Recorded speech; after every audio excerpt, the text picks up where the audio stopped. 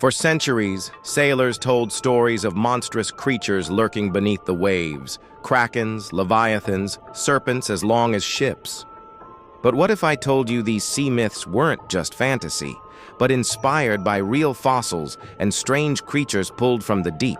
The ocean is the last frontier on Earth.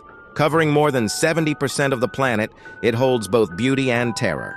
Even today, we've mapped the surface of the moon more thoroughly than the ocean floor. Imagine how ancient people felt, staring out at an endless horizon, seeing shadows below the waves, and hearing the groans of whales echoing through the night. For them, the ocean was alive with monsters. And in their defense, sometimes it really was. From giant squids to whale bones, from fossils embedded in cliffs to strange deep-sea creatures washing ashore, people across history built myths from the evidence they found. Tonight, we'll dive deep into the legends and the science. The kraken, leviathan, mermaids, sea serpents, sea dragons, and even modern-day mysteries that blur the line between myth and reality. 1. The kraken, tentacled terror of the north. In the sagas of Norway and Iceland, the kraken was more than just a sea monster. It was fear itself, described as so large that sailors thought it was an island. Ships would anchor on its back, only to realize, too late, that the island was alive. Stories described monstrous tentacles wrapping around ships, dragging men screaming into the abyss. The sea would boil with foam as the creature rose. For centuries, skeptics dismissed this as sailors' exaggeration. But in the 19th century, carcasses of giant squids began washing ashore. Some measured over 13 meters, longer than a bus. Their tentacles bore hooks. Their eyes were as large as dinner plates. Even today, they remain elusive, hiding thousands of meters below. What's more, paleontology gives us even older monsters, ammonites and belemnites, ancient relatives of squids that grew massive in prehistoric oceans. Imagine their fossils washing onto shores in Viking times. Without science, these spiraled shells and strange bones became proof of sea monsters. So when sailors spoke of the kraken, they weren't entirely wrong. The deep still hides tentacled giants. Sea serpents, legends born of fossils. Sea serpents appear everywhere. The Greeks had Kytos. The Norse had Jörmungandr, the world serpent encircling Earth. Native Americans spoke of horned serpents in lakes and seas. In the 18th century, European sailors swore they saw massive serpentine forms gliding beside their ships. But why serpents? The answer may lie in fossils. Along coasts where erosion exposed cliffs, people discovered strange, elongated bones. In Europe, these were the remains of plesiosaurs, long-necked marine reptiles that lived millions of years ago. Imagine a fisherman finding a neck vertebra bigger than his fist. To him, it was proof of serpents. Even today, sea serpent sightings continue. Often they turn out to be oarfish, slender silver ribbon-like fish that can grow up to 10 meters. Rarely seen alive, when they wash up after earthquakes or storms, they match the exact descriptions of legendary sea serpents. Myth and reality intertwine. The serpent never left the sea. It was always there. 3. Leviathan, beast of chaos. In the Bible, the Leviathan is the most terrifying creature of the deep. The book of Job describes it. Its breath sets coals ablaze, its eyes flash like the dawn.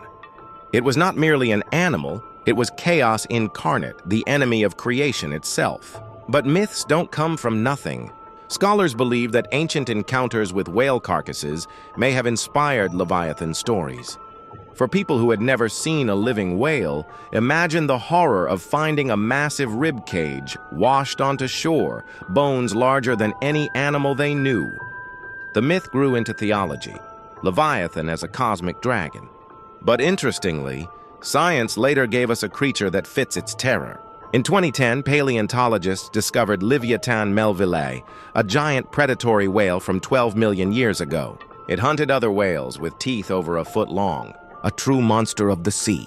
Perhaps Leviathan was never just a story. Perhaps it was a memory of the ocean's true giants. 4 mermaids, beauty from misunderstanding. Not all sea myths are about terror. Some are about longing, the mermaid, half woman, half fish. Songs of enchantment, beauty that could lure sailors to their doom.